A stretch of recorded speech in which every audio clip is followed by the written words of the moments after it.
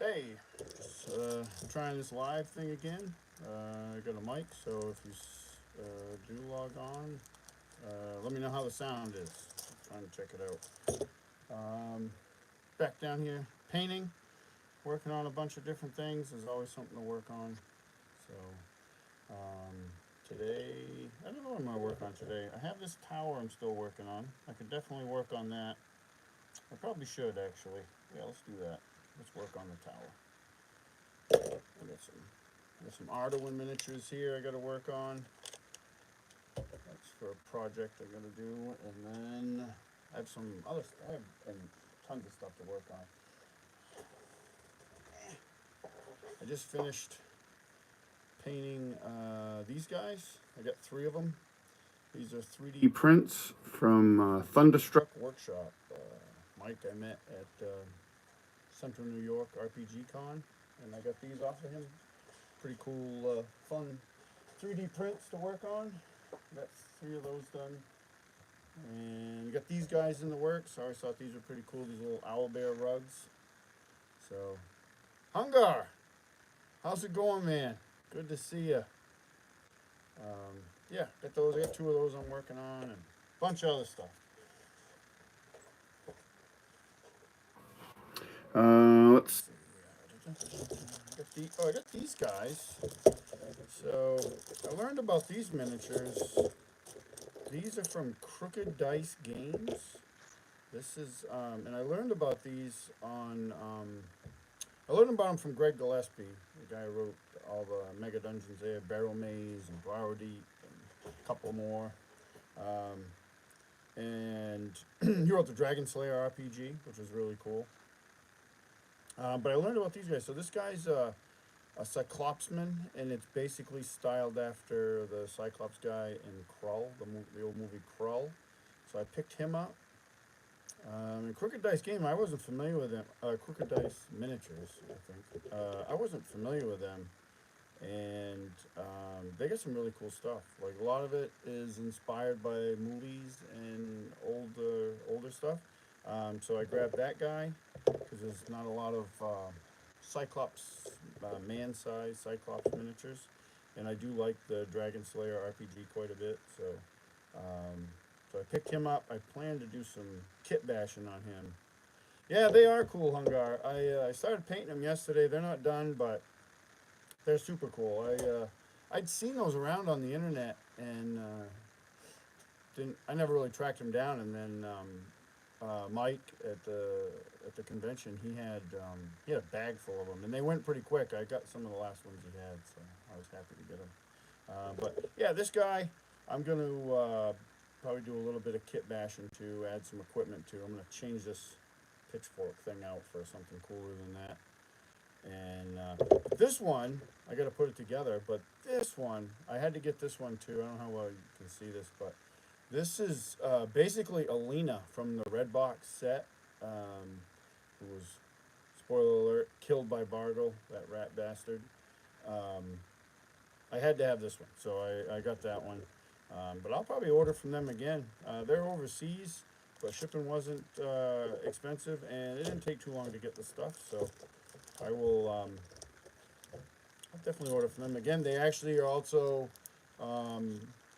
They have some Otherworld miniatures too, so they must have got some of that license when Otherworld shut down. So that stuff's still being made, which is awesome because I really liked the Otherworld line of miniatures.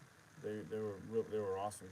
So I'm glad to see that they're still going. Where am I with this dang thing? So yeah, so I got this. This is the top part of the tower that I'm working on. It definitely needs some more paint. I don't know what I did. I bought two brand new big makeup brushes, which make great dry brushes. I bought those, and I have no idea what I did with them. Let's see if they're in here.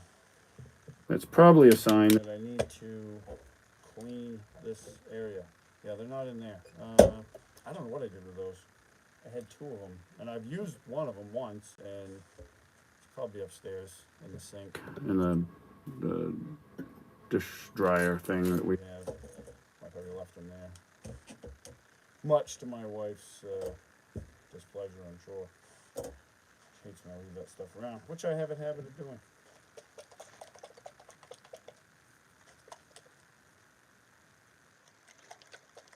Hey, I appreciate that, Hungar.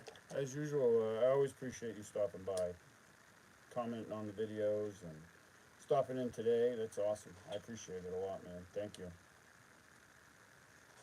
I hope you have a good breakfast. I'm putting off doing yard work, so I figured I'd do a live stream for a little bit and maybe paint a little bit. But I have a yard project that I'm working on, and it's nice here, so here in Maine, it's nice. So, oh, this brush sucks. Yeah, that's not gonna fly. Not at all. That brush is awful. Goodbye. Plan B. Yeah, so I have to do that. I have to get at that. I made some progress yesterday and spent some money last night after the gym, so I can hopefully get closer to completing this project. I'm not a big fan of it. It'll be good when it's done. It's just kind of a pain in the butt. A lot of work. Hey, thanks, man. Yeah, I'm having fun, and it's funny. I just got some good feedback from one of my players. He missed our last session. My friend Chris, who plays Cosmo, the Halfling Rogue, and he missed that session. And he just sent a message to our group saying how bummed he was. He missed it, but he was happy that he got to at least catch up with the recap of what happened and stuff. So those are really paying off. I'm glad people like them. They make them easy for me to keep track of what's going on in the campaign and have a record of it.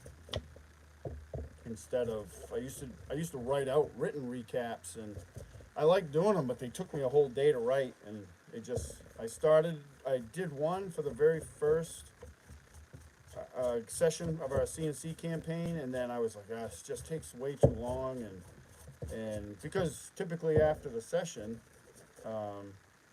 all I want to do is work on the next session. So I didn't want to sit there and write the recap for it. So, and I had to do it though, because if I didn't do it right away, it wouldn't get done. So, but the video recaps are way better. It's so much easier to just get them done, bang them out. I hate missing a game. I hate missing games. We had a game scheduled for this last Saturday, my once a month Dragonbane game, and I had to bail on it because I had a mini class reunion I was going to, which I was really glad I went to, but it still sucked to bail on the game. And then they in turn actually, because of that and a bunch of other cancellations, they actually canceled the whole thing. I think I was the final linchpin, but that's a bummer. I hate missing games. I'm trying not to do it. I can remember during COVID when I was playing every Saturday night. We were playing Mass and Neil Artep online, and man, so much would happen in that game. I only missed I think one out of the whole. We played for a year straight every Saturday night, and I only missed one session, I think. But you would come back, and there was so much going on, you'd just be lost for a while, and it's just a bummer missing it. So, yeah, I try to avoid missing games if at all possible. I don't like canceling on Game Masters because, being one myself, I know how much time and effort goes into putting a game together, and to have people cancel and stuff, it's a real bummer. So, I mean, sometimes it's unavoidable. You have family emergency, or you have stuff pre-planned, like my buddy Chris, he was camping with his family, so I don't begrudge him that at all. It's good family time right there, so. But it'll be good to have him back. They could have used him in that last session too. Hey, have a good breakfast, Hungar. Good seeing you. Thanks for stopping by, my friend. That's a good. Yeah, so we're just gonna paint this thing today, I think. It'd be nice to get this thing. Well, it won't be done even if I finish this, because this thing has a ton of detail. So it's like I'll be able to go back through and pick out some points, make it stand out a little bit more. This brush isn't really tripping my light fantastic either, but until I figure out what I did with those other brushes, I have no idea. I'm gonna have to launch that search after this, I guess.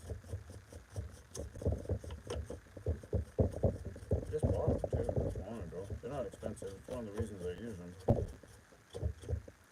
I don't begrudge anybody, you know, use what you want to use, but I never understood, like, spending a ton of money on dry brushes, 'cause they just get destroyed by dry brushing, so. Seen some crazily, I talked about this last time, but crazily priced dry brushes, and I'm just like, nope, I'm just gonna wreck this thing, so I'm not gonna spend a ton of money on it. Regular brushes are well though, I don't mind spending money for those. Something that I'm gonna really destroy, probably not as much. I don't really need to do that up there actually, because I'm gonna do the roof tiles a different color. Probably match some of the other stuff I've done in the past. Get all the nooks and crannies, and there's a lot of them. Some paint on some stuff here. Looking around, oh, I missed a spot.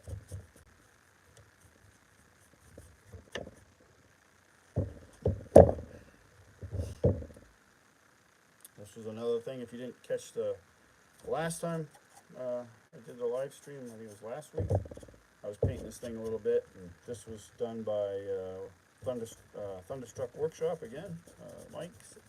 He does a real good job. I'm glad I got to meet him at the convention. That was really cool. Got to talk to him quite a bit. He had some really nice stuff. He had a really nice castle for that new printable scenery castle. If you haven't seen it, that is really nice. I wasn't too interested in that until I saw his printed stuff. Really nice. They keep, every time they see printable scenery, they just seem to do little upgrades to the way they do things. Like I have some ruined castle stuff that I've shown in some of my recap videos, and they it's good stuff. And then the new stuff, or like this thing, like it doesn't really have locking lugs in it, so it you have to, you know, I'm gonna have to glue some of it together, and I might put some magnets in it or something just to help it. But like the new stuff all has these like this locking way to lock it together, which is really nice. Really nice.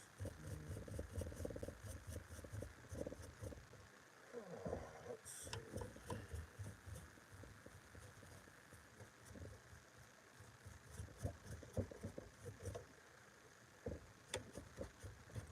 There's a lot of detail on this, which is fine. I mean, why it looks so cool, honestly.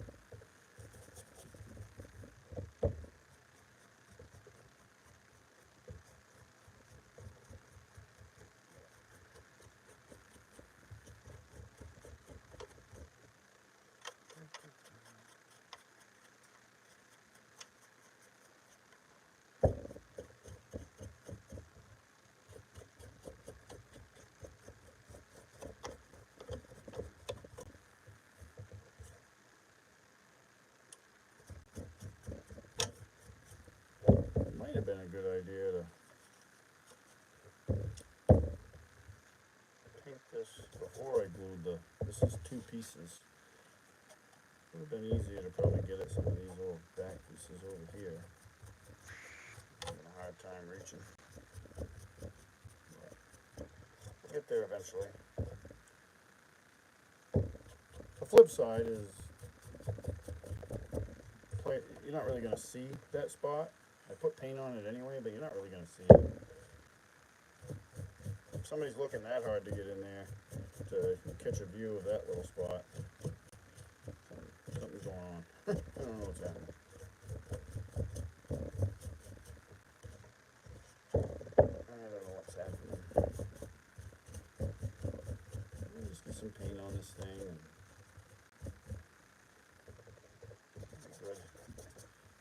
And it'll get me motivated to get some paint on some other stuff too. I have a bunch of terrain kicking around that needs to be painted.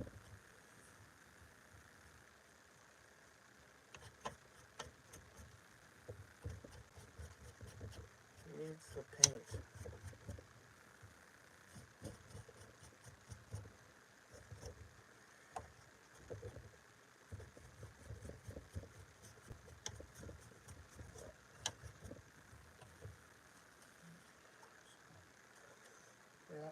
It's getting there though. I keep finding little spots that I missed, but we'll get them all eventually, or as many as I need to. Nice thing about painting a room is you really can't screw it up, so.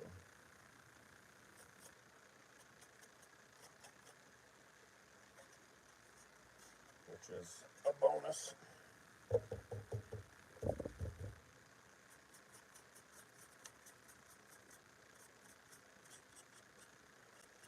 Yeah, just kind of messing around with these live stream things. This is all new to me. The channel's not that big, but I figured I'd do it, give it a try, and I've had some encouragement from the DM Bloodworth and stuff to do them. So, but why not? And I did that one kind of impromptu, and it was a lot of fun. And it actually kind of helps me to sit while I'm painting to keep talk and paint at the same time. It keeps me down here longer, keeps me from getting too distracted. Just moving some stuff out of the way before I switch colors.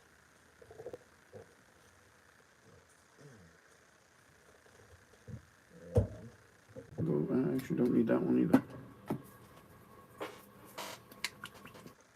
I should actually prime some miniatures today because it is really nice out. I'm actually wearing a sweatshirt today, which is awesome because our weather here has been brutally hot and humid. Hot itself isn't. I mean, I'm not a fan, but it's when the humidity kicks in, and we've had a lot of that. So, there we go. Cover it. Yeah, I've had a lot of humidity. The older I get, the less I like it.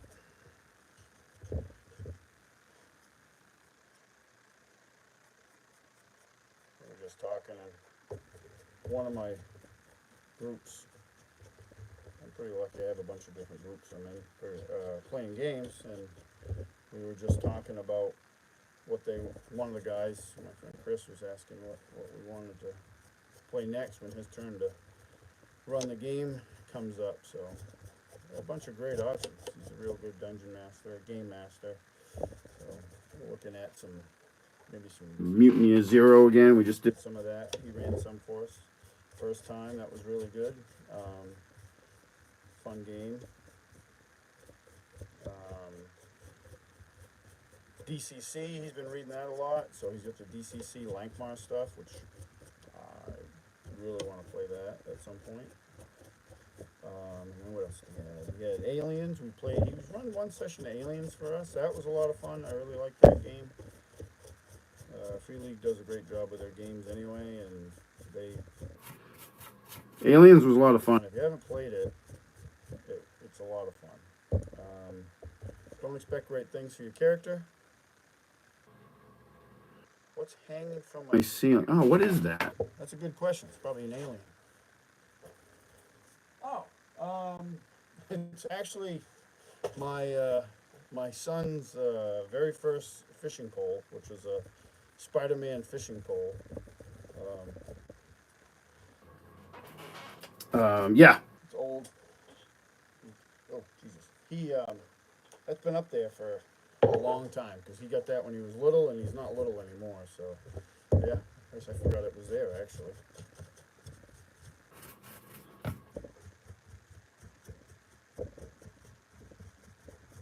Yeah, Alien, good game, especially if if you like the movies. Obviously, play it if you like the movies. But, which I like. Alien. The second Aliens movie is probably one of my favorite movies.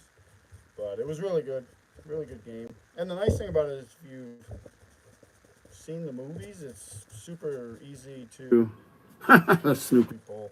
Yeah, I got him that. I mean, he was little, and he's a superhero fan like all of us, likely when we were kids. So he liked it, and we've never gotten rid of it. So probably be there forever.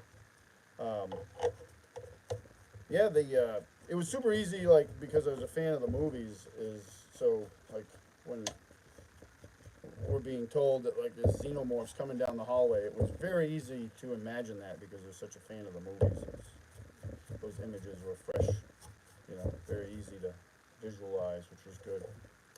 My character was the last one to go down. He almost made it, but not quite. But there was a lot of stuff behind the scenes. I don't want to give anything away if people play. I don't know what adventure it was we played, but there was definitely stuff going on behind the scenes that were working against our chances of survival. Which that was actually kind of neat too, like because we did a little reveal at the after the game was over about, you know, people would reveal like everybody basically kind of had a secret. So we revealed those at the end. So that's an option for a future game for us to play again. There was also some Call of Cthulhu. So I played Call of Cthulhu. First started playing it during the shutdowns and stuff. We played every night online for a year. Played through the Mass and Neil Artep, which was awesome. Had a great, my friend Kirk was the game master for that, and he's a great game master. Man, that guy, and he's one of those guys that like that game, like Call of Cthulhu was definitely his game. Like he, man, I only ever saw him like in the whole year ever really get stumped by like one question. Like he would just rattle off. Didn't matter what it was, a mechanics question or a question about like the era we were playing in. You know, like the 1930s, I think. I don't remember. And then on top of that, one of the guys that played with us is a history teacher. So like he was a wealth of knowledge too. So you could really get immersed in it. And, it was really good. So, but my friend Chris kind of picked up the mantle for running some Cthulhu with us outside of that group. So he run that. So he was talking about doing maybe a 6-session arc of Cthulhu. That'd be awesome. So we got a lot of good options out there, which is good. Because I can remember the days when I didn't have those options. Like we were talking about it today. Like he hasn't. He's been camping, so he's missed like. He hasn't gamed like in a couple weeks, and he's missing it, and I can remember when we only played like generally only played like once a month, if that. That was if we could get everybody together. Thankfully, that is not the way we do things anymore. I didn't really. I mean, I enjoyed it. I had fun, but I always wanted to get a chance to play more, which, as most of us know, as an adult, gets harder to do. So, Magic the Gathering off and on.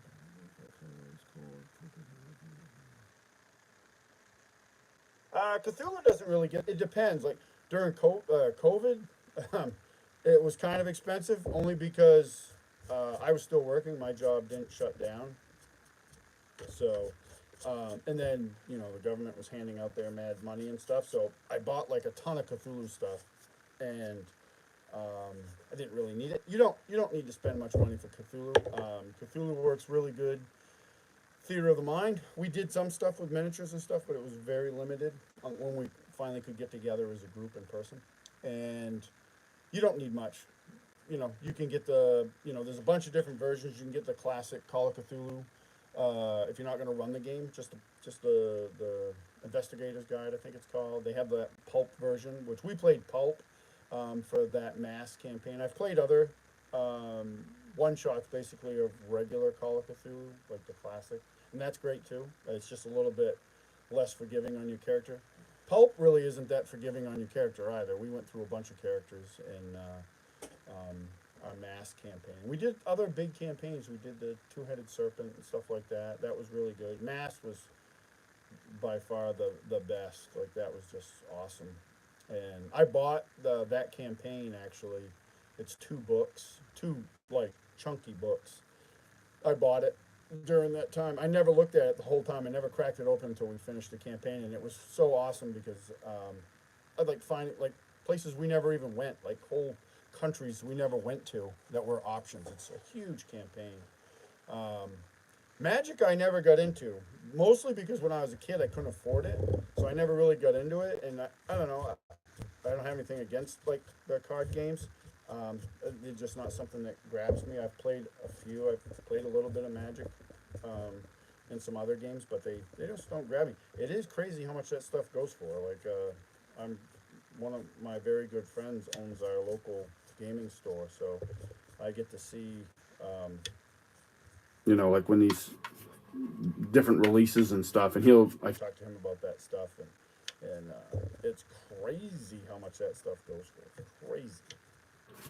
But something they're doing something right because they've been around a long time and still super popular. But good for them. Good for them.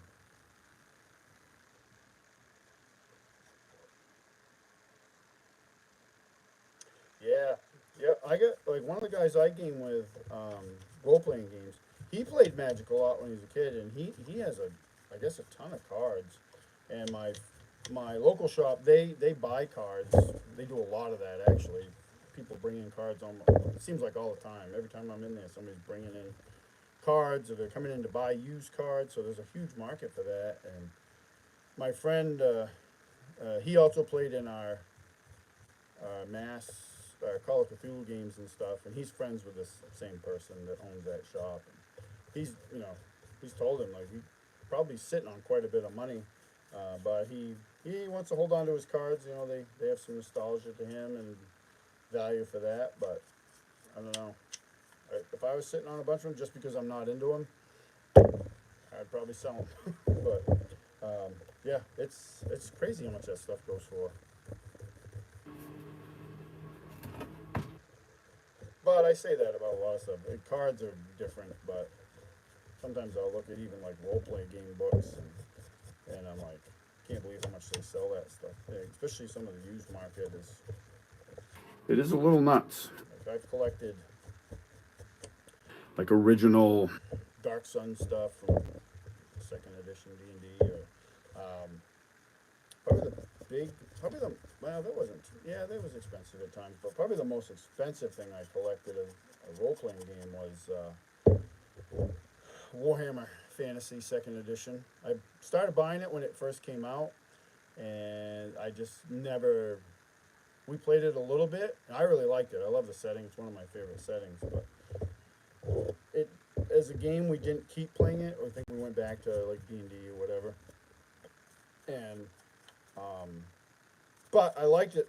So I collected it, and I tracked down a lot of that stuff. And there's still a few things I don't have, but most of those things are so expensive that I probably won't have them, unless I win the lottery or something, which is not gonna happen, I'm sure. But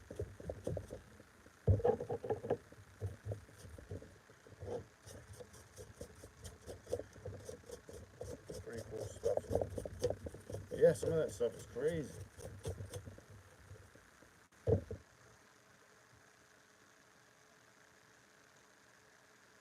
Yep, yep. That doesn't surprise me at all. Like I've seen people go into the shop and drop, over, well over $1,000 on it. I mean, I am not afraid of spending money like on my hobby. Miniatures, role playing games, stuff like that. No problem. Um, I'm like, wow, that's a lot. But those same guys that do that would probably, and nothing against them. More power. I'm glad they can do it. Um, if they would look at like my my collection that I have of like miniatures and terrain. I have quite a bit of like Dwarven Forge stuff, and they would look at that and be like, "Wow, that's a lot of money," and they would be right. They would be right. Oh, on that side, it's getting there. It's getting there.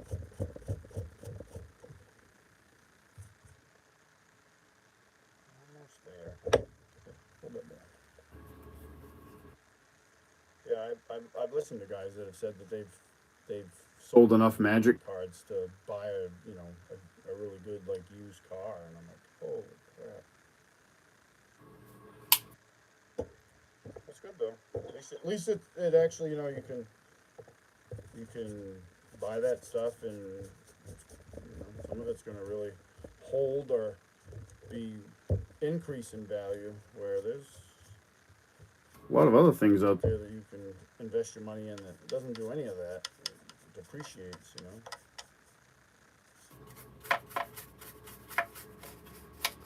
So,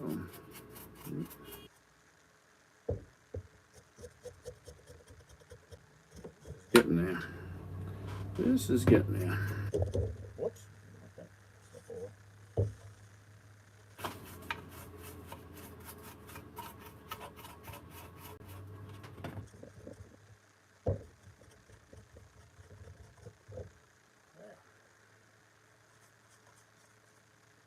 Let that dry for a little bit, and then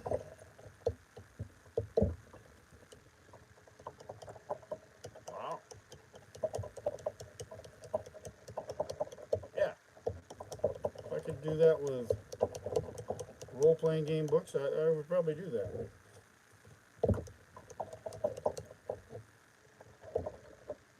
I would throw a tent up. That'd be fun.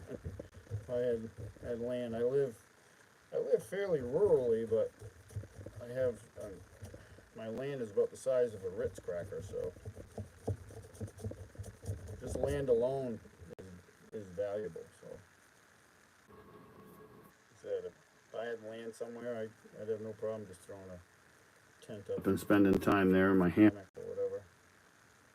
Oh, there we go. Oh, what color do I want to use next?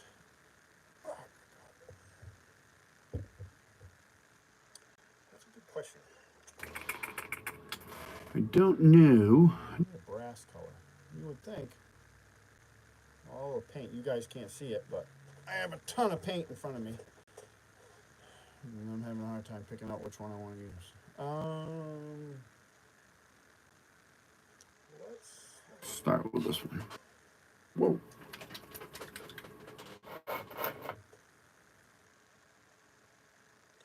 So is it just cards you're playing, or do you do role-playing games too? This thing, painting. So this is just the top. So this is actually a pretty big piece. And there's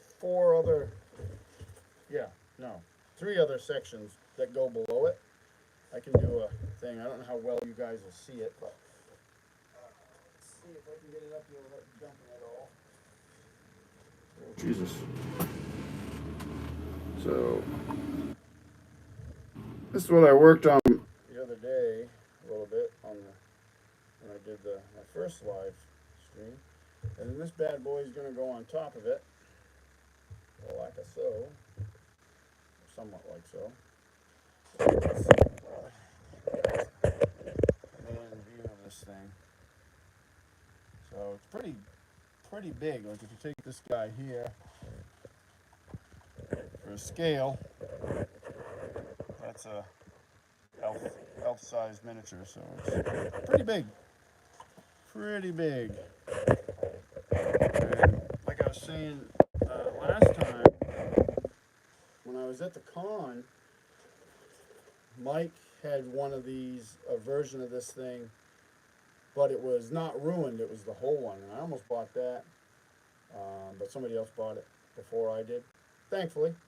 But I had told him that if he'd had the ruined version, I wouldn't have been any hesitation. I would have bought it because I've been wanting to get it for a long time.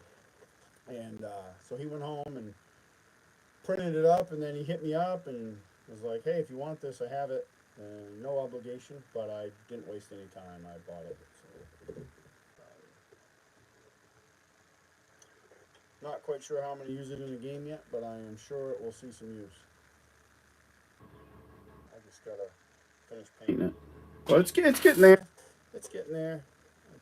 I mean, it's definitely, I mean, I could throw it on the table now, and then after a little bit of work today, it'll definitely be more ready, but it's got some little details you can pick out, which I plan to do, so I'll do those after I get this all painted. So I'll glue, all these pieces come apart, like on this section. Running out of space here. Let's see if I can put that there. Ah, look at that. So this piece comes off. Next piece comes off.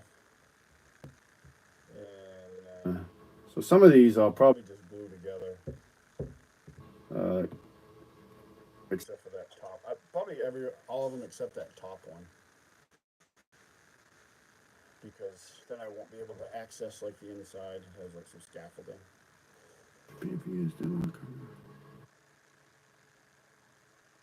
Oh yeah, yep, yeah. This is just a 3D print, a really good 3D print. Um, that was one of the things that really impressed me about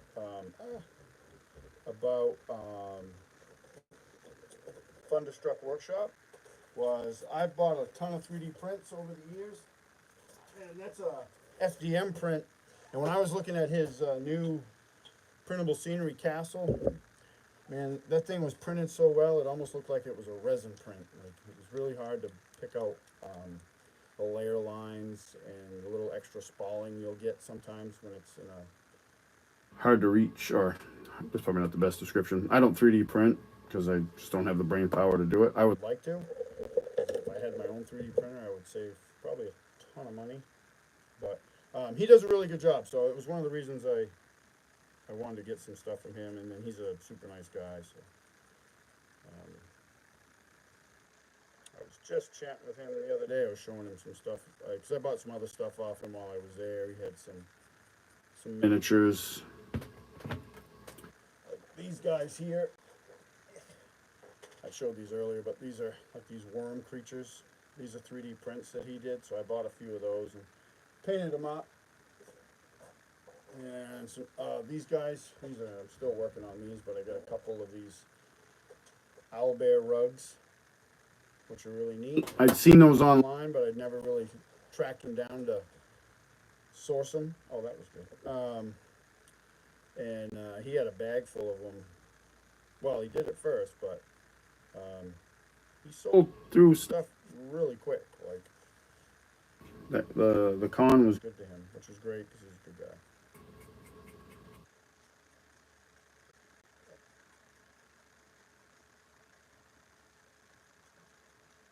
Yeah, the handmade stuff.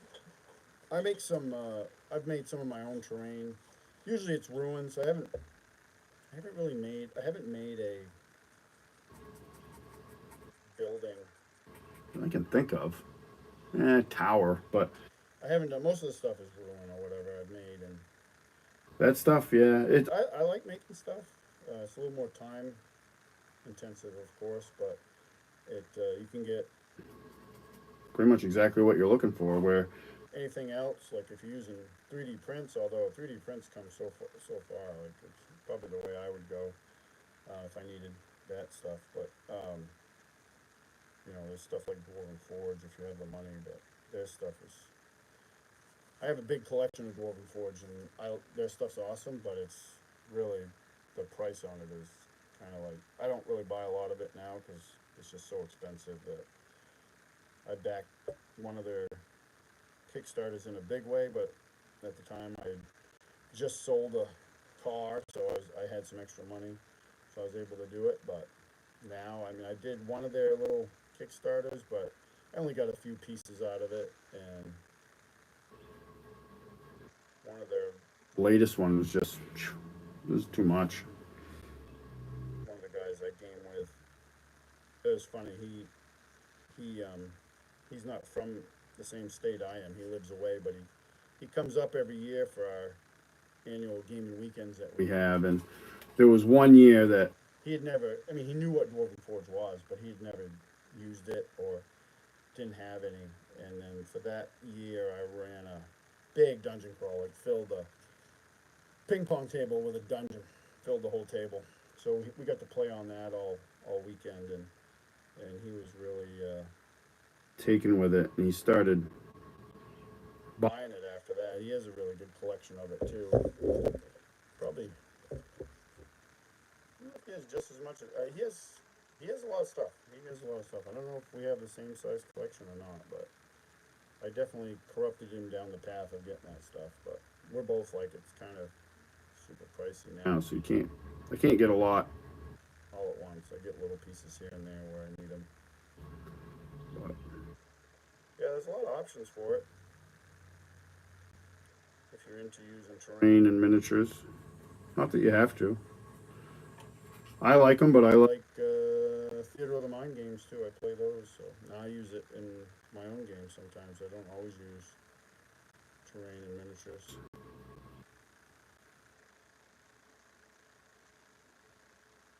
I get a lot of inspiration though from terrain and miniatures. So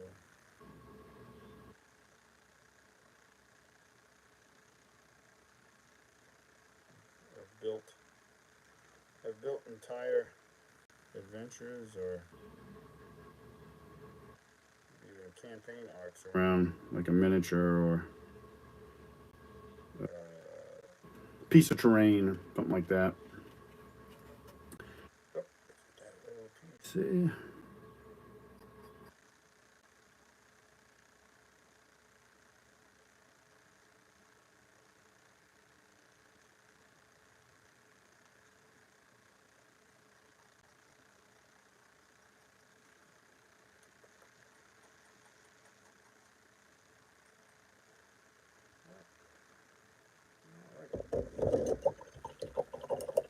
Making some progress, which is good.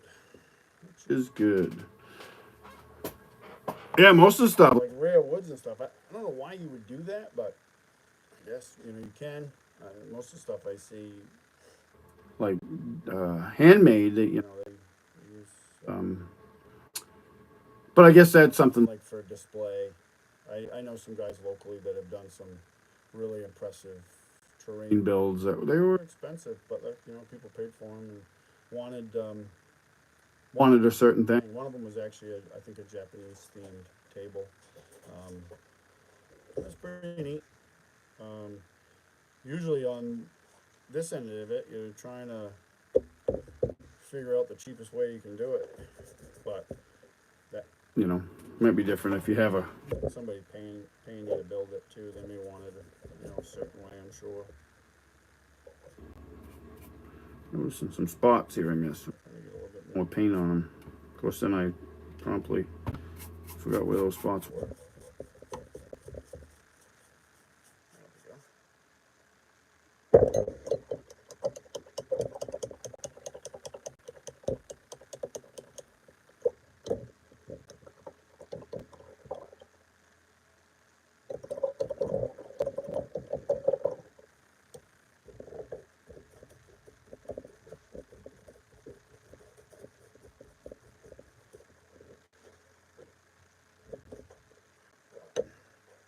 Yep. So, like I said, I figured I'd work on this thing today. Maybe the next one. I have another piece of terrain that's at my feet right now that needs to be completed. It's actually two pieces. I got this piece. Yeah, it's been there for a while. It's got spider webs and dust all over it. I got this piece. This is from another one from Printable Scenery. Part of the gloaming, which I'm a big fan of that. So it's actually two pieces. So here's the other half, and they can go together like this. Or you can separate them, and there's more that goes with this. That stuff I've actually finished painting. These are the last two of the things I got, so I need to finish those. I have a big tree next to me that I've had forever, half painted. That needs to be finished. It's never ending. Never ending, but not the worst problem you could have either. It's not the worst problem. Crap. There's something I was going. Oh, Jesus. Lost my mind there for a second. Hey, how you doing? Thanks for stopping by.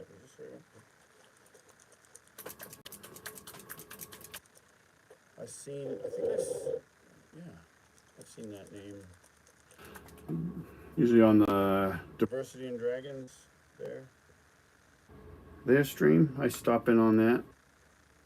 Oh, whoops, Jesus. I need to clean this desk off. It's been a while. I got to meet Double D at Central New York Con. He was a good guy. I talked to him for a little bit. And Cal? Oh, you're incognito. This is gross.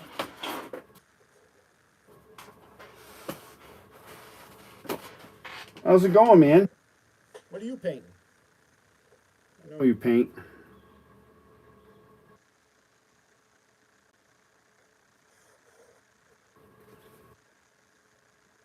Yeah, Double D was the guy that bought the whole version of that tower from Thunderstruck, which saved me from doing it. But I got this one instead, which was the one I really wanted. Yeah, it's true. Yeah, it's true. I know I haven't changed any of my stuff just because I've used Decado on YouTube since I got on YouTube. And some people are like, well, you should change it because I have Troll Den painting, which is my commission painting stuff I do. So, I don't know. I probably should, like business wise, it'd probably be smart, but that's not my strong suit, so I kind of don't want to give up my. Yeah, me either. Me either. It's always kind of weird actually to get like recognized. That happened to me when I went to Central New York Con. Like that was weird. In a good way, but it's still weird. Like I had people that I met at the con that figured out like, on Discord, CKCN, and then YouTube, Decado, and then people were putting that together, and then they're like I had one guy right before I left. I was chatting with him, and he's like, "Oh yeah, I followed your stuff for years," and I was just like, "What?" It's weird. It was nice, but it was not what I expected to hear from people. I was like, 'cause I post stuff on different places, either YouTube or Discord channels that I'm on, and Facebook, and I put it up there, but I don't really think about it much. It's nice to get, comments or likes or whatever, but I don't really think about it being out there, like people like watching and following it. So I was like, oh, all right, cool, cool. I appreciate it. Some rats. Again, I never have enough rats. I've been playing. My Friday night group has been playing Shadow Dark, and I pack a bag with me um, to bring full of miniatures. But I do all right as far as like for the most part having what we need. But every once in a while, it's like, oh, I wish I had that. 'Cause I don't have like we needed some wolves in the last session. I didn't really have wolves, so we had to improvise.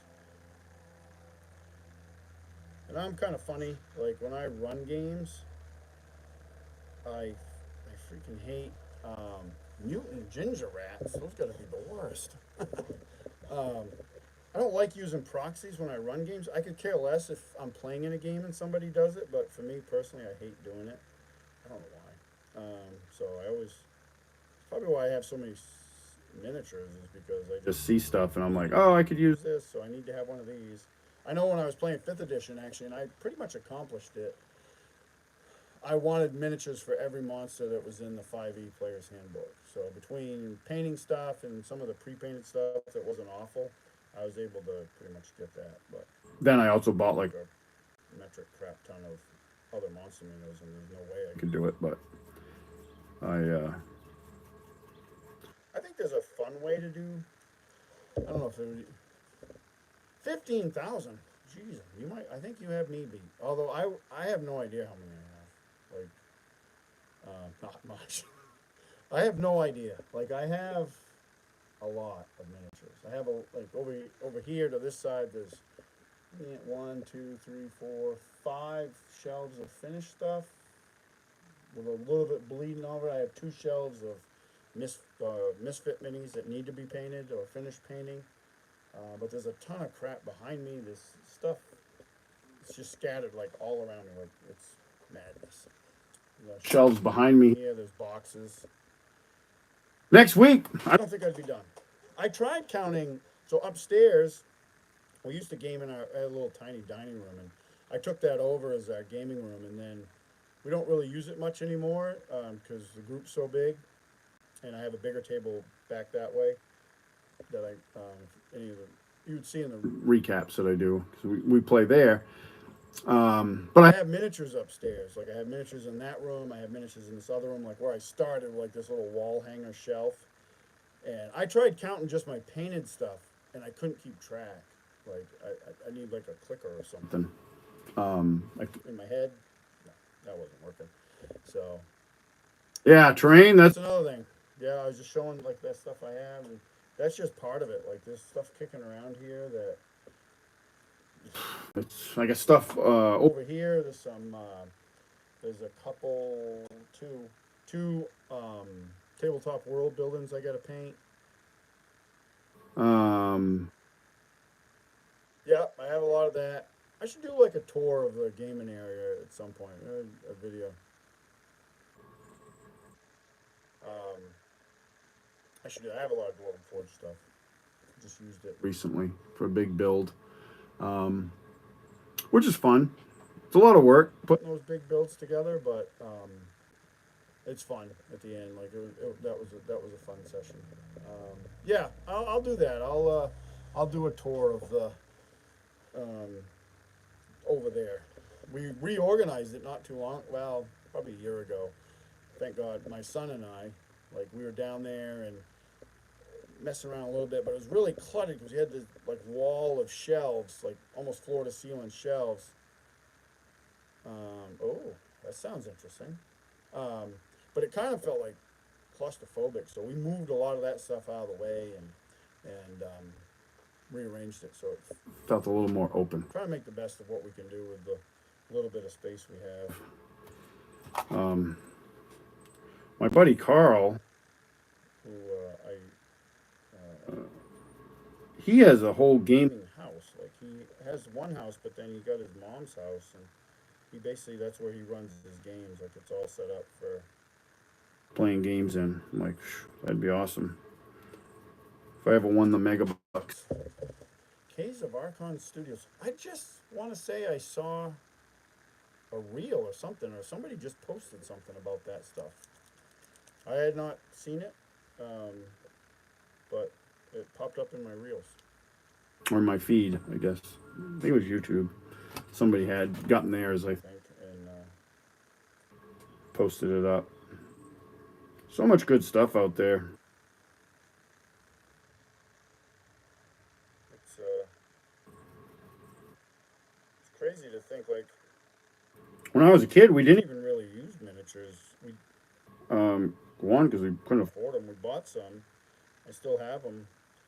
The shelf behind me. We bought a few Ral Parther boxes, but we just didn't use them a lot because we couldn't afford to buy them. Then I got into them as I got a little bit older, and when my son, I'm trying to think how old he was when I introduced him to RPGs. But he was a video game kid. He still is, but I knew I was competing with video games, so I wanted to make the game as immersive for him as possible to try to suck him in. And he liked miniatures and terrain, so I started using them just more and more and more. Like I never had half the stuff, a quarter of the stuff I have now is just stuff I collected over the years. Because once I got into it, like that whole thing, it was pretty addicting for me too. So I'm trying to be better about just randomly buying stuff, but sometimes I'm good at it. Sometimes not so much.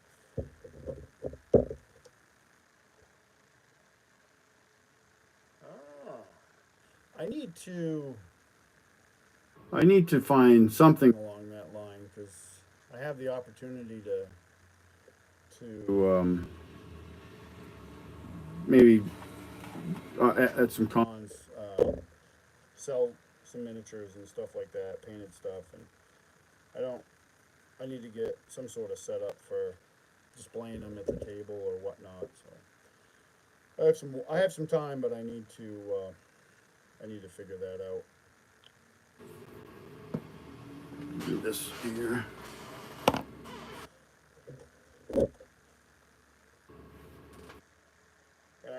And I need to figure out something for home. Like, so you got 15,000. That's crazy. 15,000 miniatures. How many is that painted or just in general, or and how are you? Is that how you're displaying them? Is like through with that shelf?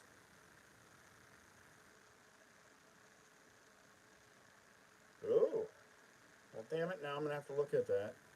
Um, I know I'm this like I said, I'm the same way. I'm trying to buy less, but like I'm a huge fan of Dragonbane, and they're pretty soon they're gonna be launching a Kickstarter for the miniatures, based on the artwork in the game, which is awesome.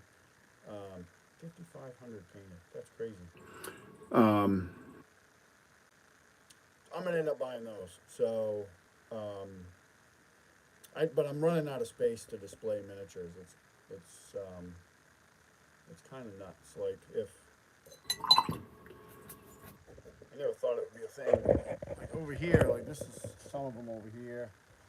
Sorry about this stupid cord, but like there's some finished stuff there. Up there, this is these two here are the Isle of Misfit minis, except for a few. But I guess yeah, the Dragonbane. Ooh, I love the art in Dragonbane.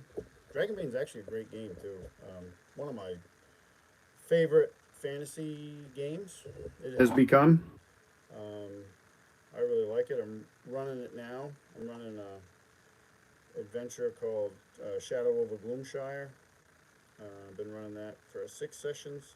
Hopefully finishing up within a couple sessions. So my son's going to run Dragon Slayer next, and I think his plan is he's going to run us through part of Greg Gillespie's Highfell adventure. Um, Stored in a. Oh yeah, yeah, yeah. I don't know, man. I don't know. Like this year, I actually for the first time, I actually sold some stuff that I paint stuff for folks for commission, but I had a guy reach out to me who just went through like pictures that I posted, and he wanted like a bunch of the miniatures, so I sold him a bunch of them, which was kind of weird. I felt weird, like selling like I didn't ever think about selling that stuff. It was just like, oh. But it was good, and I can always paint him again. Like this guy here, actually, this Reaper elf. He was I painted this guy before and sold it to this guy, and but I like that miniature a lot, so I had to get another one. I sold him a Games Workshop vampire. That is probably one of my favorite Games Workshop sculpts. I sold that, but immediately bought the thing again and painted up my own version. What is that? Somewhere. Oh, there he is. He's within arm's reach. I like this guy a lot, so I had to buy another one and paint him up. Yeah, I've done that too. Like I've sent some stuff to friends and um, traded stuff. I had my cousin had a couple Pathfinder books that were hard to get, like adventure books and NPC books and stuff. So I bagged up just a bunch of stuff that I was never going to paint and that I just acquired and just we traded for that stuff. So I had one of the guys in well, actually two of the guys in my group paint. And one of them, he's done a ton of stuff for me. I know. Um, so he built the table that we play on. Didn't cost me a dime. Like it's crazy. So I bagged up a bunch of miniatures, and I gave him a bunch because he was running Cthulhu for us. Like a bunch of the Cthulhu stuff I'd bought that I was never gonna run. I just bought it because I was like super into Cthulhu, which was a great game. And gave it to him for all that. Yeah, load the sharpener. That's just what I need to do. It's just what I need to do. Although the old Ralpartha stuff is cool. So when I was at Central New York Con, I had never heard of this, like Arduin, the role playing game, or the Emperor Choice, and they had an awesome just booth. Like it was massive, and they had a thing of miniatures, and got to really look at their miniatures, and I picked up a few, and yeah, I got this guy here actually. I like this guy a lot, so I got one of him to paint up. It's like Death Knight Crypt thing. He's really cool, but they're very old school in design, in look anyway. Um, really well made. Um, metal metal miniatures. So they only do metal miniatures. That's they're fans of. So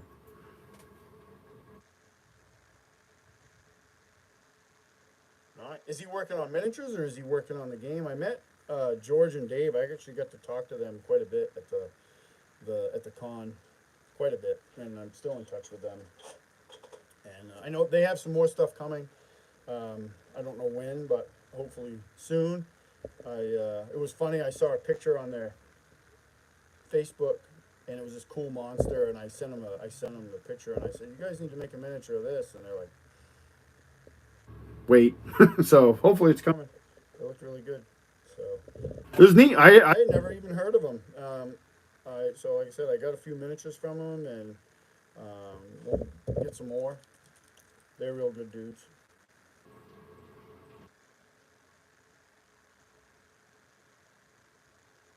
Nice. They had some cool, like, just tons of books and stuff too. Books and maps and really nice maps. Like, they had them all like displayed, and they had an awesome booth. Like it was funny because the way the con was set up, all the vendors were in on the perimeter of where we played, which was a brilliant idea. I thought, what is that flying above my head? Dear God. I thought was, hey, how you doing? I thought that was great the way they did that. So the first couple games I played were like right near their booth, but kind of offset from it, like at an angle. And it wasn't until I think we finished. I played with DM Bloodworth. He ran Fallout, and we finished that game a little early. We were just kind of sitting there lounging, and I was able to kind of like sit back and take in their booth, and I was like, "Holy crap! Like that thing is one. It's massive. Like it took up like a whole wall, and they could have gone bigger, I guess, but they had to kind of rein it in a little bit due to space reasons. But it was awesome. It was awesome. I'm looking forward to seeing more stuff from those guys.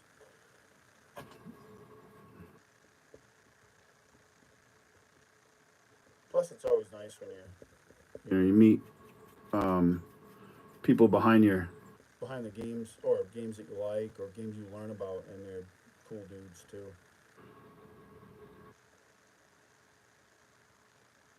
Yeah, no, I had never ever heard of it, and it was that was a fun another fun part of that convention was learning about Arduin, and I have some more miniatures from them that I want to paint up.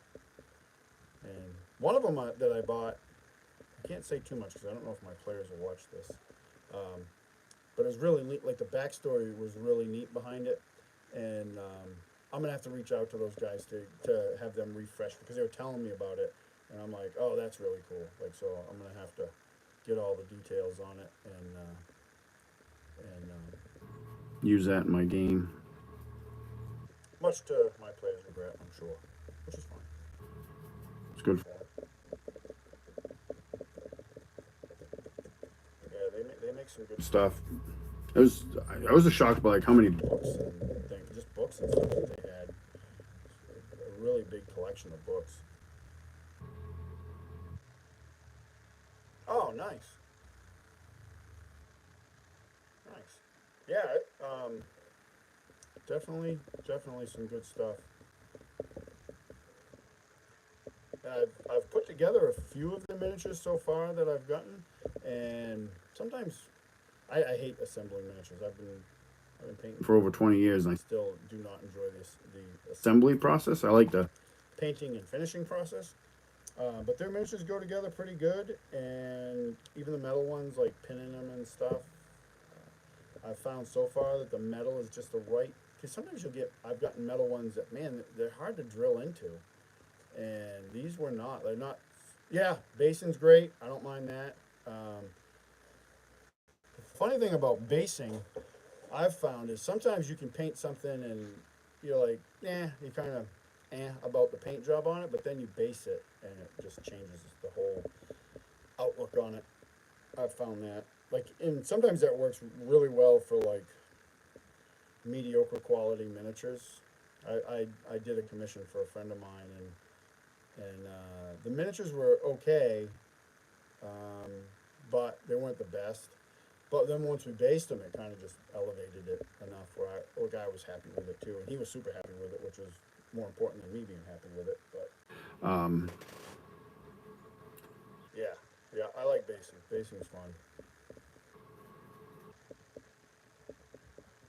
I have some ideas. I got a thing. I don't know how much I can talk about it, but it's a project that I'm working on, and I'm looking forward to the basing part of it. Like, I got some ideas cooking for that, so.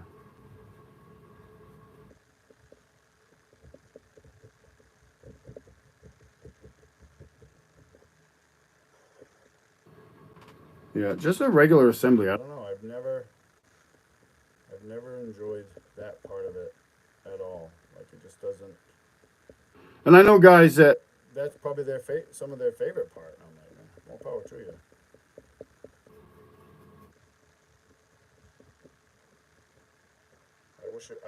I wish I enjoyed it more. That's probably part of the reason some of the stuff I have is still sitting in a box because I just don't want to put it together.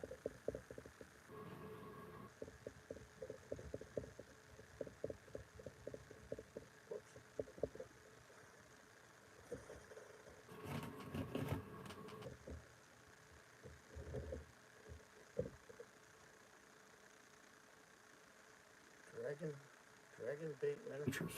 I haven't heard of them. I have not heard of them. Now I have another one to check out. Great.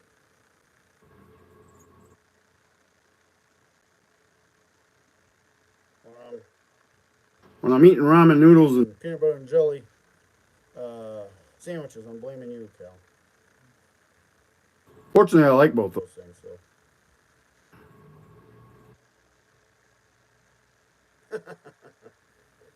The secret stashes. There's a lot of good miniature companies out there, and then you have them, and then you have the 3D printed stuff, which I guess you can lump in the same, I guess, but I kind of separate them. Not one better than the other, but that's a good idea. It may come to that if I keep following your shopping advice. But yeah, it's crazy like what's being made out there. I buy some. I buy some.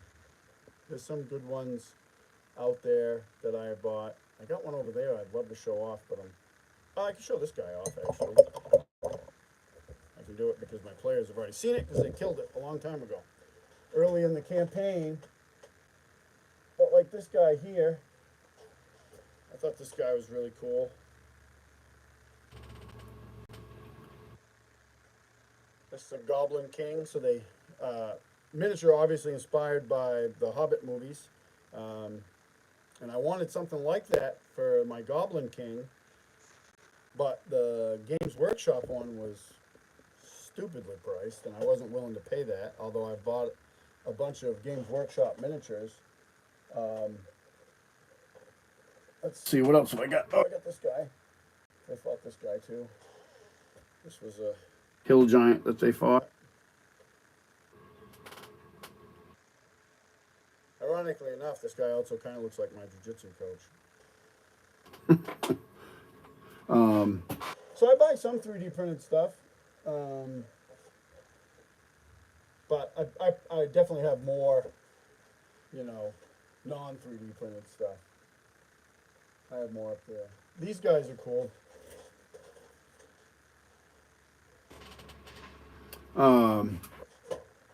These series of trolls. This is a hag. I got a whole bunch of those, and I have some other like warrior types too. Those are actually in my travel bag for Shadow Dark because we've been using them. those are a really cool line. There's more to them actually, um, that I'll have to eventually get to add to my collection if we ever get back to dealing with trolls in the campaign, which could happen. You never know.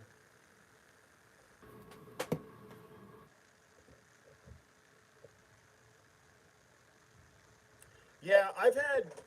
So I bought this Cthulhu, like, not, it was themed. I don't remember. It was like more like a Dagon or something like that, not Cthulhu himself. And I bought him over. He was from overseas, 3D printed resin miniature, and it took forever to get. Which was, I wasn't in a rush. I just bought it because it was cool. Um, uh, and then, like, I had it on the shelf. I hadn't painted it yet, which actually turned out to be a good thing.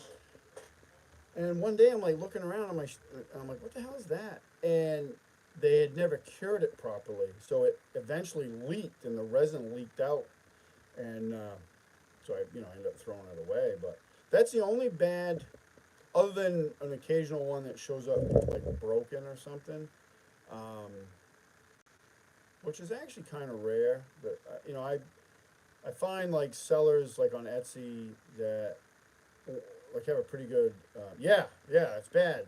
So it's like I that do good work on a very routine basis, like consistent. So I kind of stick with them when I do it. Like there's a Dungeon Artifacts on Etsy. I bought a lot of stuff, both resin and FDM printed terrain. Matter of fact, that stuff I showed earlier, the gloaming stuff. I don't know if you saw it, Cal, but I got like this thing here. This is a this is an FDM print that I got from Dungeon Artifacts, and it was funny. It took forever to get, and and always kept communication with the guy. Never a problem. It was just really hard to print, and it was so hard because it wasn't on his. It was. I bought so much stuff off him. I reached out to him to see if he could print it because he printed other stuff from the gloaming line, and he's like, "Yeah, I have that." Or he's actually, we were just gonna put it up. So they put it. He did a thing, and I ordered it, and got a bunch of it, and then he sent me a thing because it was taking forever to get. Like it took a really long time, but it was super hard to print, and to the point where they actually took it off um, their site. Like they won't print it again. So I got like a exclusive from him anyway. Other companies print it, but like it was just too much trouble for them to print. So. Um, but yeah, you can get burned with bad quality prints and stuff, which is not good. That's why I'm kind of like if I've never ordered from a certain Etsy shop, I'll order like one miniature from them or something just to kind of try it out. Like I did that with that troll hag. I ordered like a warrior, and it came awesome print, quality, went together super easy, really quick turnaround, and I've ordered a bunch of stuff from him now. So he's kind of he has a certain line called Artesian Guild, and really like the miniatures from there a lot. So when I need one from there, he's kind of that one is I think it's called Tabletop Tradesman on Etsy. He's kind of my go-to for that because they make some really cool stuff.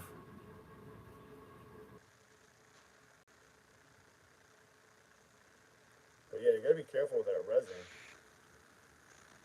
I would love, like I said, I'd love to get my own printers so I could just, maybe start with an FDM and do some my terrain. Get there's tons of terrain I'd love to get, but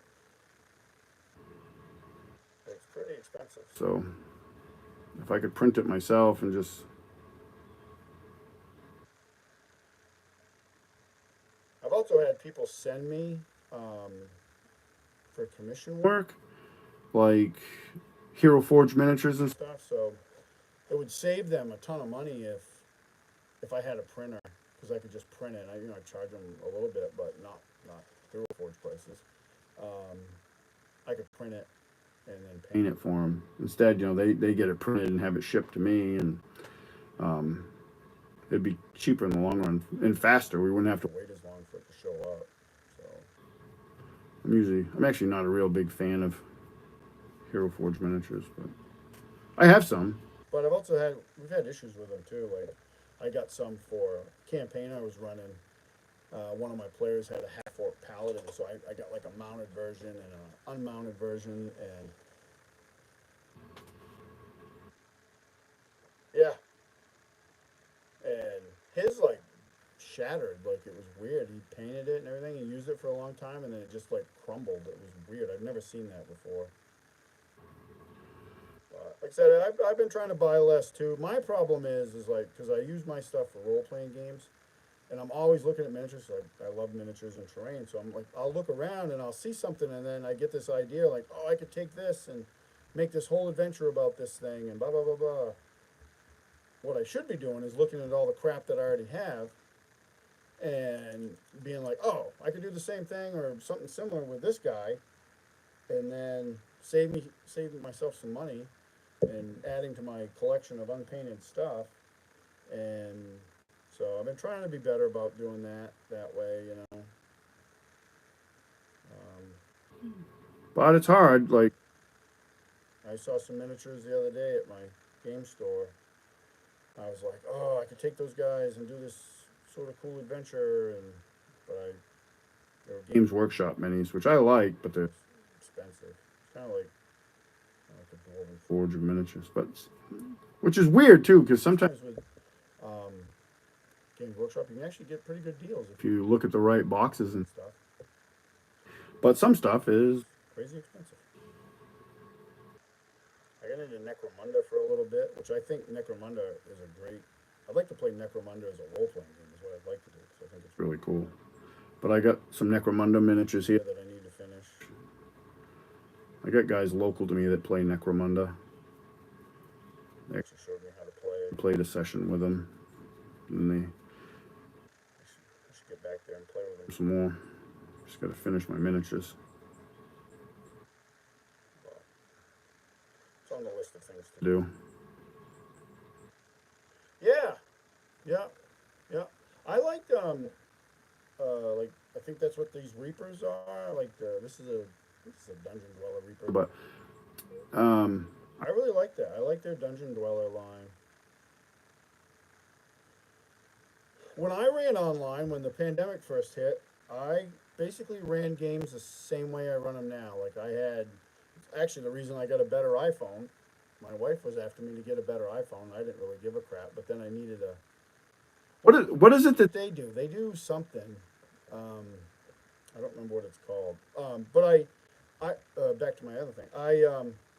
I set up a table with terrain and everything on it, and just had my camera on it, and I would move it around, show the players where stuff was, and if I ever went back to playing online, which I really don't ever want to do, but that's how I would do it. I I used Roll20 for many years. As far as like we played, when I played Call of Cthulhu on Roll20, wasn't bad because we didn't really use. We did use maps and stuff, but that wasn't the focus of the game. But I played in two other long-running 5e campaigns, and we used Roll20, and I hate Roll20, so just not a fan.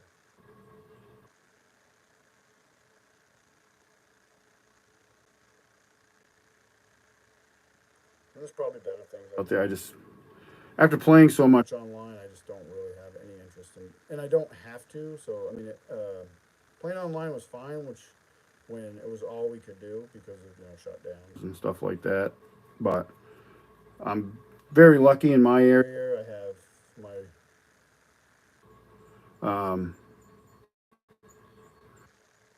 yeah, that's probably the way to go. I mean, sometimes it's a bit of a bummer because I've had opportunities to play in a bunch of different online games that were, sounded fun. It's just, it's me. Like I have a very hard time as a player holding my attention like in an online game. And I talked to other people that I played online games, and our online games. Funny, we had the two fifth edition ones, which were the last ones we were playing, and I had made the decision for myself that once those were done, I wasn't going to play anymore online because I have multiple groups in person. I'm very fortunate that way. So And they were the group when we finished. They were talking about like, oh, it was our Tuesday night thing, and it was like, oh, well, what do we want to do next? And I was just like, hey, I'm gonna take a break, and what I and I was pretty vocal too about not really liking online play. So what surprised me was like a few other people in the group piped up as well, and they were like, yeah, so we don't play online. The bummer to that is my buddy that lives in Pennsylvania. We don't get to game with him anymore because he would game with us. So I know recently one of the guys that ran online mentioned maybe starting something up.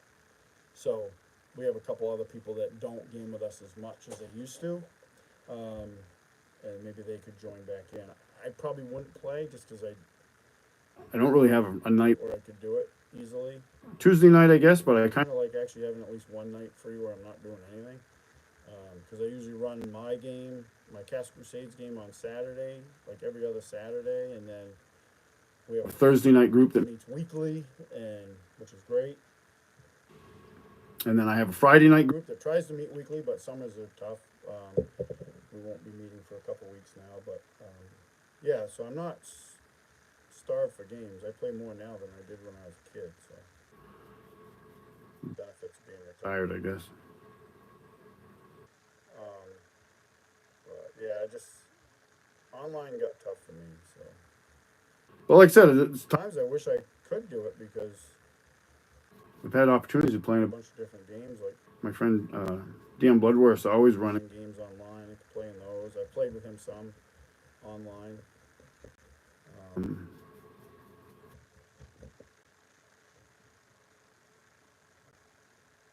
yeah, it can be hard. It can be like it's taken. Like I grew up basically, my buddy and I we played games just the two of us, and once in a while people would come in, and then I met my other friend in the early '90s, and then it was just the three of us, and then other people would float in and out, and we'd add people here and there. Now we have a really solid my in-person group for Cast Crusades is super solid, and we have a couple people that um, come and go here and there. If scheduling issues and stuff, they just can't commit to the time.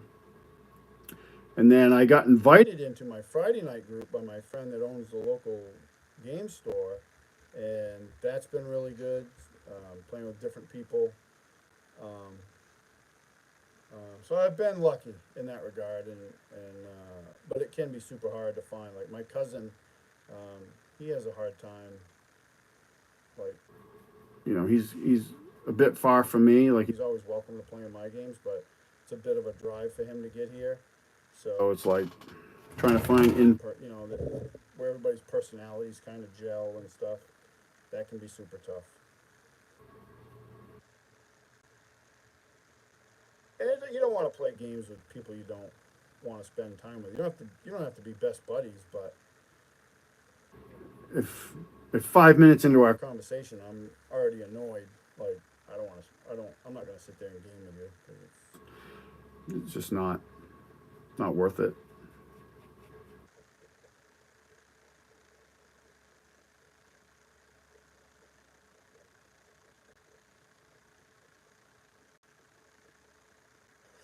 Definitely not worth it.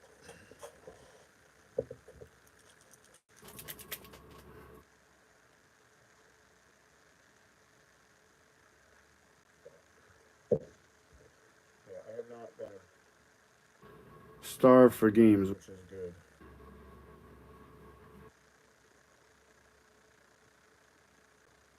What are you guys playing, Cal? What do you play in your Discord? What game are you playing?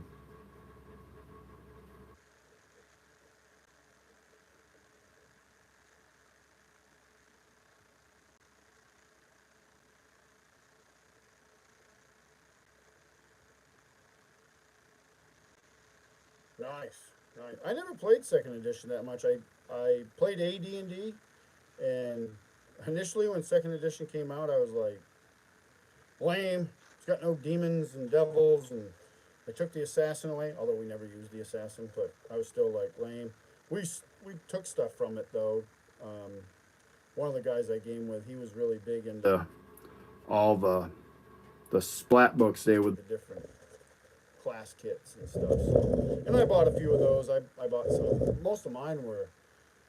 I did buy some about the classes, but I was always more interested in like the game mastering style stuff. So that stemmed back when I was reading Dragon magazine and stuff. I always gravitated more towards um, articles about how to game master and stuff. It wasn't so much about building classes and stuff like that, or that still to this day doesn't really interest me that much. But did I even hit that with any paint, for Christ's sakes?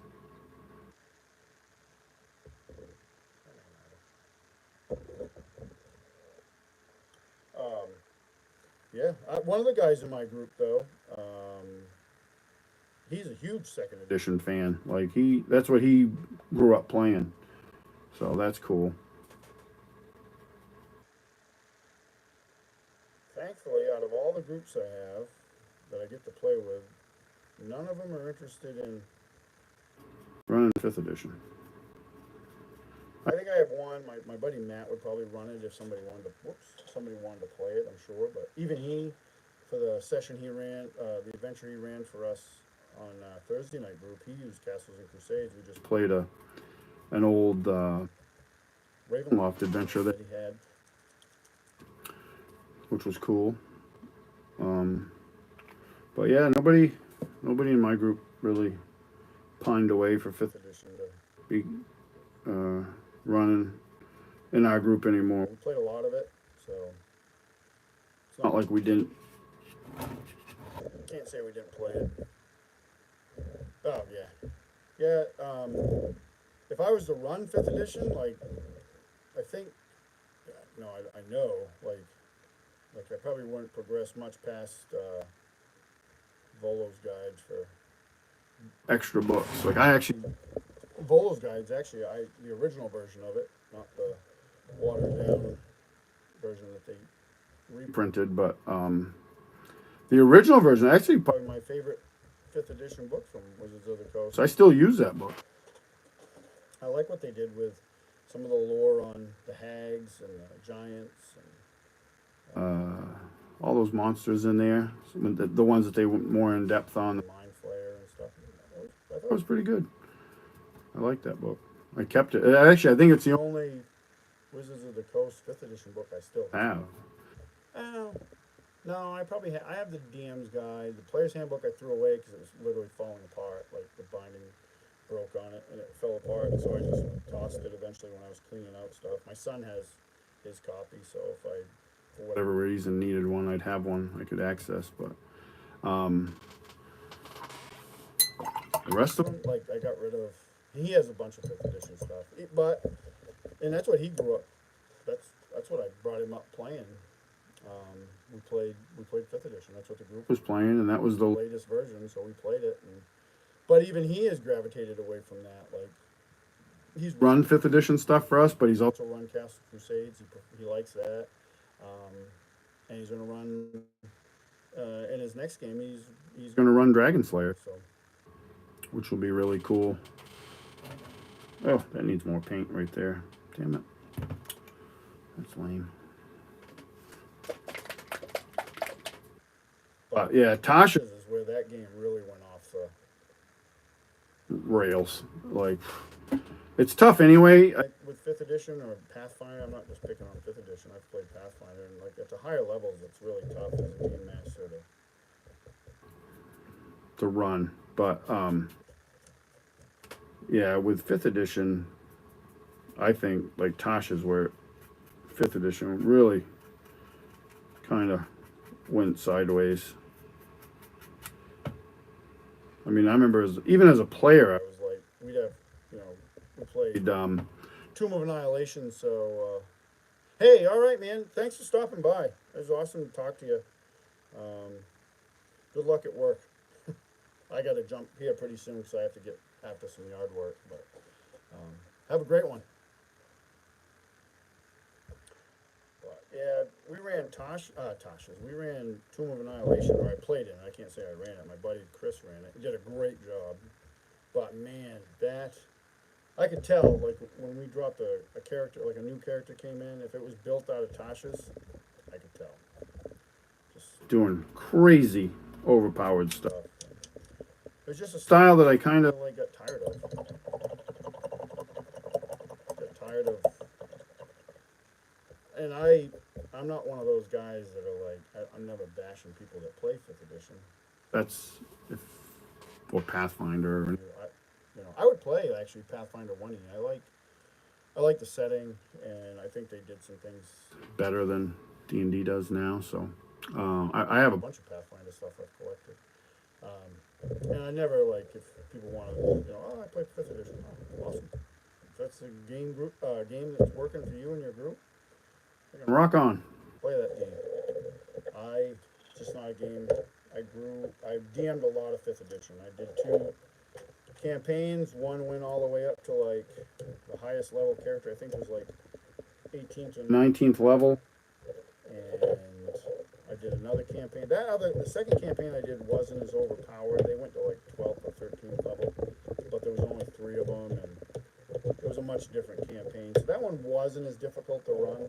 My high level one was super hard to run after a time. It was just not fun to run. Like, I don't think 5th edition does a great job providing a game master with tools to really run the game that well. I'm not a fan. I just wanted a different style of game. Like, I didn't want fantasy superheroes, which is what I think 5th edition is.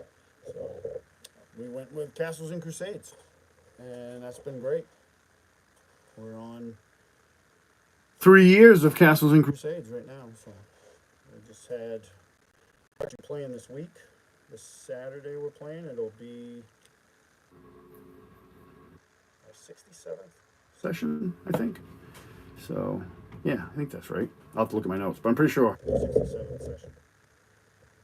And they're only the party is literally like the highest level character is 8th level, which is awesome. And my group really took to it. They were really skeptical. Some of them were very skeptical of switching from 5th edition to that because I mean, as a player, 5th edition can be great because it's like very player facing. But they now, like everybody, even the ones that were skeptical, like my buddy Dave was the most skeptical. He's like the biggest fan. He was saying we should have switched to Castle Crusades with all of our games, which I never told anybody that. Like, I'm not telling other game masters what they should run, but run what you want to run. Run what excites you is what you should do. That's what you should do. And in a lot of regard, I think, because I see a lot out there of people like, oh, I'd love to play Castle Crusades, but my group won't switch to it. I'd love to do this, but my group won't switch to it. My group didn't really have a choice if they wanted to still play games I ran, because I had told them well before the end of the campaign that I was done running 5th edition. So, and then I looked at some other games, good games, but Castle Crusades kind of hit the mark, so I went with that, and they were open enough to give it a try. So, and now they like it. But I think as a player,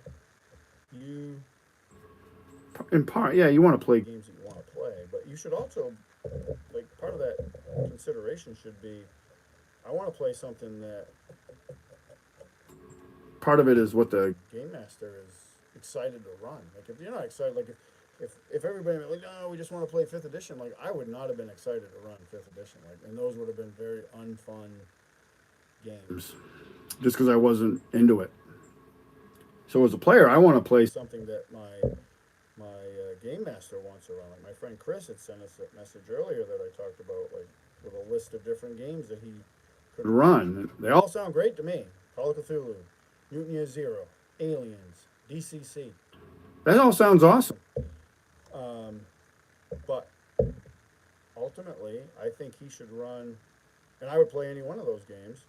He should run the one he's most excited about, because that's going to be the best game more often than not. And now, that's not saying you don't get into it and say your whole group has never tried, whatever. Let's say Castle Crusades. And you get in there, and then collectively as a group, after you give it an honest try, and that's not just one session, that's, you know, a few sessions over time, because you're really going to learn the system by playing it, not looking at it in a book, is you're, if the group as a collective whole hates it, doesn't like it, well, maybe it isn't the right game, but you really don't know until you do it. I see some people out there say, oh, I can know all about this game just by reading it. You can know quite a bit, but you really learn it by playing it. You really learn how, you know, because you may read something and then it may seem a little bit off, and then, but when you actually use it, like you do it, it's like, oh, all right, well that I see how that works now, and in actual use, it makes way more sense. Or it totally sucks. Like I read this and I thought it was a great rule, and we actually did it, and like, no, it's awful. Like to pick on fifth edition, attunement. Now I've played a lot of fifth edition, so I say this, and this is obviously just my opinion, but attunement sucks. And it was funny to talk to people that had only ever played fifth edition, and talk about like house rules and stuff, and I'm like, oh yeah, one of my first house rules is if I was ever to run fifth edition again, there would be no attunement. And they would be like, well, how would you do things? And I'm like, well, the way I've always done, like you have slots, like on your body. You know, you can only have one head slot. You can only have one chest slot. You know, the way games do it, like they've always done it. We never had attunement. We never needed attunement, and we found in play that attunement sucked at higher levels because we were finding all sorts of cool loot, but everything needed attunement, and we already kind of had our characters set up the way we wanted them set up. So it was like a lot of stuff we weren't even using. Like it just sucked. I've seen some alternate methods. Like my son, when he ran his fifth edition game, he would base your attunement slots on your proficiency slots. So the higher the level you got more. Like whatever it is. I think you could get up to what, 5? I don't know. I tried to banish most of that rule set from my head, so which isn't hard for me to do with anything really. But yeah, I hated that rule. So that was the first one to go. But yeah, you got to give games an honest try. And I'm very thankful that my players did, for me, with Castle Crusades. You know, they had enough, you know, respect. And I think, you know, part of it too is like, if you got a game master that you've been playing with for a while, and he's known for running good games, and you've enjoyed the games that he's run, well, and he wants to try something, you should probably give him a little leeway to be like, hey, let's see where this shakes out, you know? That's just me. I also like to play different games, so I have some players, they really only want to play fantasy games. There's nothing wrong with that. For me, it's like I like to play different games. Like there's so many different genres and stuff, and I think the positive of that is you get to learn how other games work. Like me playing Call of Cthulhu for a year during COVID really started to show me why I didn't like fifth edition, because the level of tension I felt playing Call of Cthulhu just was way more than I ever felt playing D&D, either as a game master or as a player, because it was so forgiving that I wanted to get back to games that were not as forgiving as fifth edition D&D can be. Not that fifth edition D&D is totally without it. I mean, our Tome of Annihilation campaign, we went through some characters. I went through one. I had 2 characters for that whole campaign, but there was a couple of our players that went through several. So it could happen, but I found it exceedingly rare in 5th edition. But, like I said, if you have fun playing it, you should play it. Life's too short to play games you don't like. That's what I say. Just putting a little pallid bone speed paint. That's how I do my weathered wood. Quickly. Kind of stumbled across this by accident. I didn't actually see this on a YouTube video, which nothing wrong with that. I watch a lot of YouTube videos, especially with speed paints. contrast paints because I try to find different ways people are using them. And, you know, but I tried this one day and liked its results, and pretty much been my go-to ever since. Plus, it saves me a lot of time, hence the name speed paint. But hey, yikes! I used to paint wood and then wash it, and dry brush it, and highlight it, and now I can kind of do it all at once. So. I don't know if I'll get this part finished today, but a good start. This is looking good.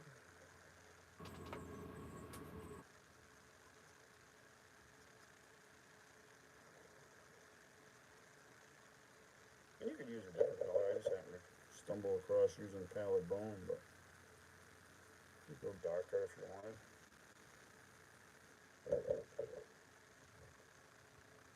Go darker. Said some of this stuff probably wouldn't even be seen that easily, but I like to get it painted. Oops, oh, that paint I don't. I have to put that back before I accidentally use it.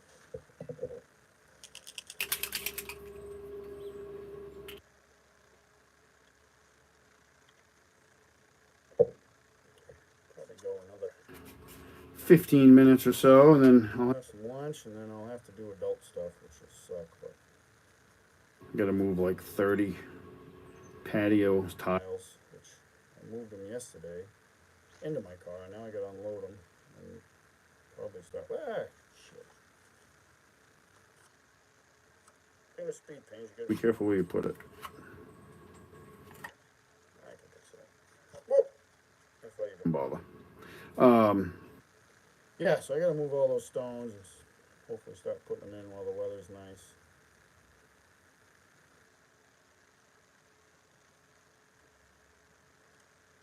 Start putting them in. Get this project that I've been working on for now since last summer. So, but I figured to get some painting in this morning.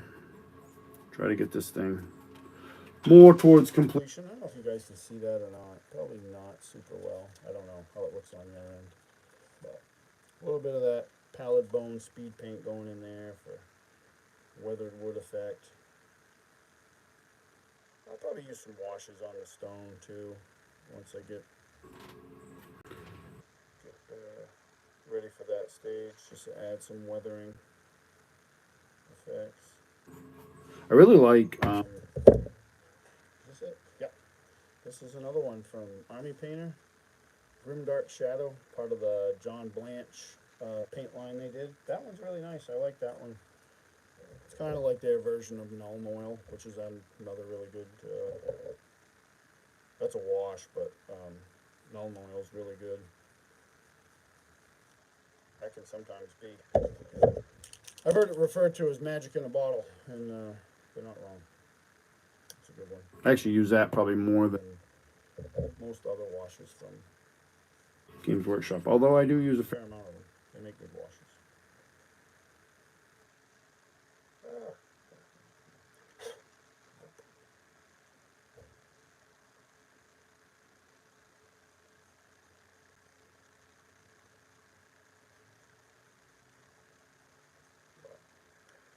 It's getting there. A little bit at a time, I guess.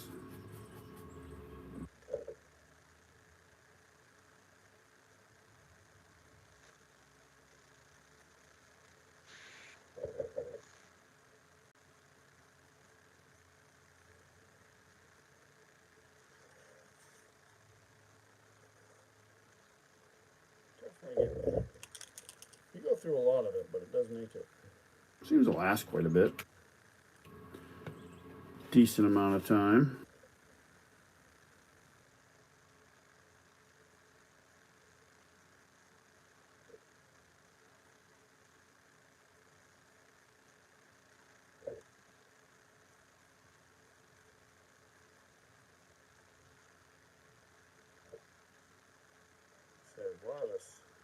The areas where you're not going to see it anyway, so that's good because I can start painting that area.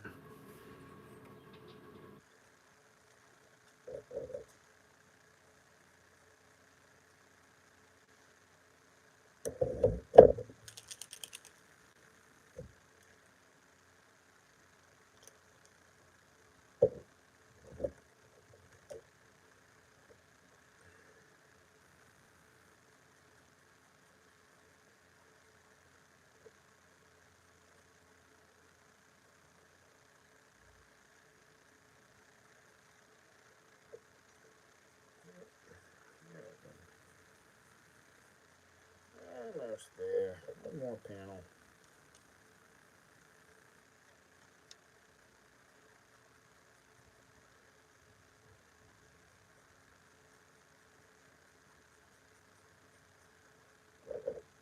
You can always go over it again if you want to darken it up a little bit.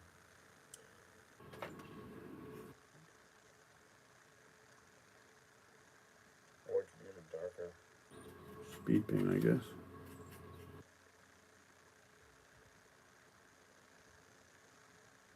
I'm sure I missed some sort of spot, but I'll see it. Yeah, we're getting there. So this is a pretty big piece.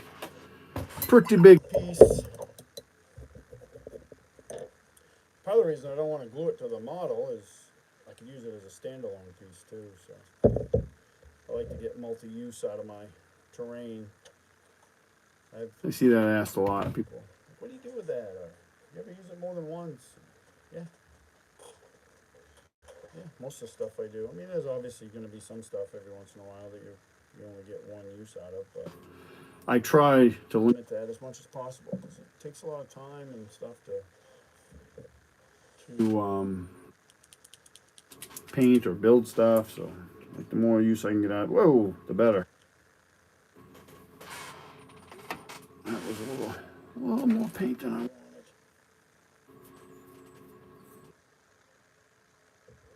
See how this shakes out.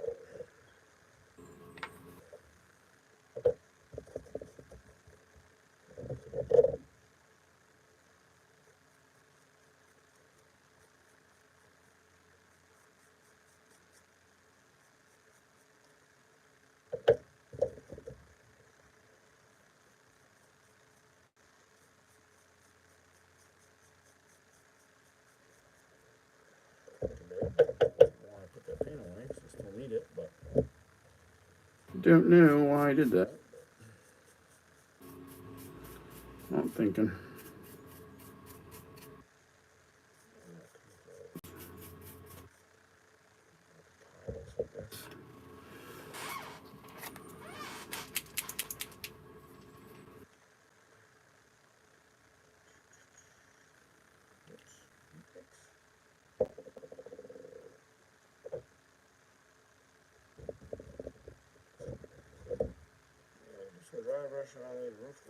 Tiles, and there'll still be some details to pick out, and maybe some more washes to add. Think about going back over, adding a little bit of green to it. Give it a little bit of a mossy effect. Or maybe stuff's getting overgrown. I don't know. I always like doing that. Maybe along the base, I guess.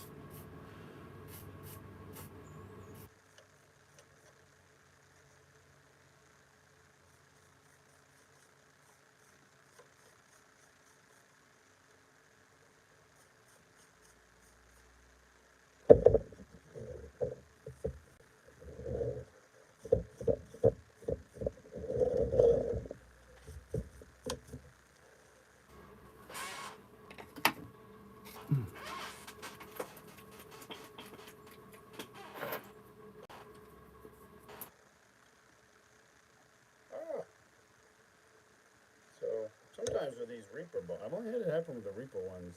They get stuck. The end of it gets stuck. So you gotta be careful or pay attention when you're taking the cap off, because I've had to take the whole stopper out too. Well, it's probably a sure sign that means that I need to clean it. Yep. Yep.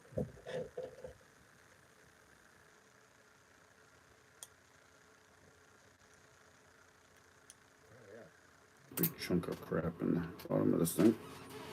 There we go.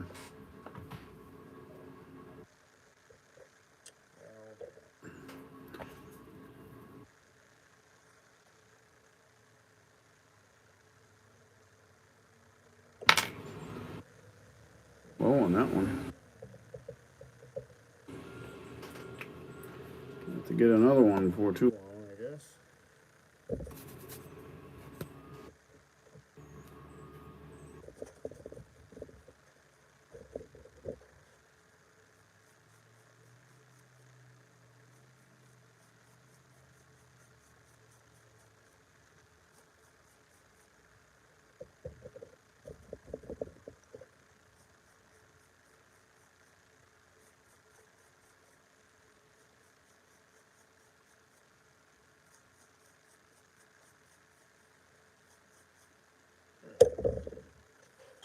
Yeah, maybe add a little green to a little bit. Maybe some actual flock. I don't know. Look at that. Show some. I'll break it up a little bit. Gloomy, kind of a gloomy color scheme I got going, which I'm fine with it. I'll give it a little something to grab people's attention, maybe. Other than the sheer size of this thing, it's huge. I don't think I have another piece of terrain that's this big. I'm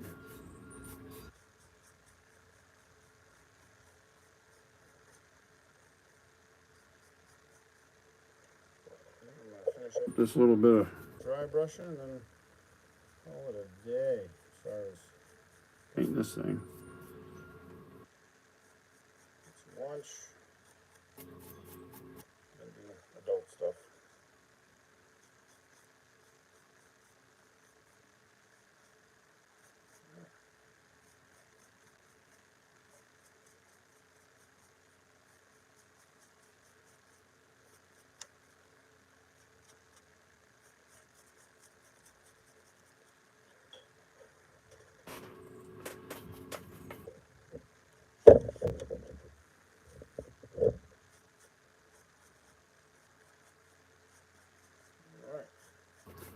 That looks pretty good so far.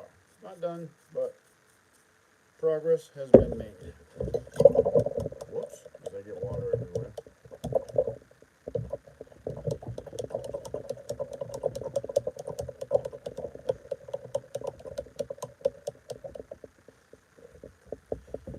All right. That covers that thing.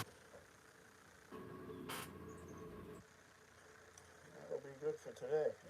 Hey, I'm gonna go grab some lunch and get cracking on some outdoor work. But appreciate everybody stopping by. This Hungar, Cal, thanks for stopping by, guys. Appreciate it. And I'll catch you at the next one.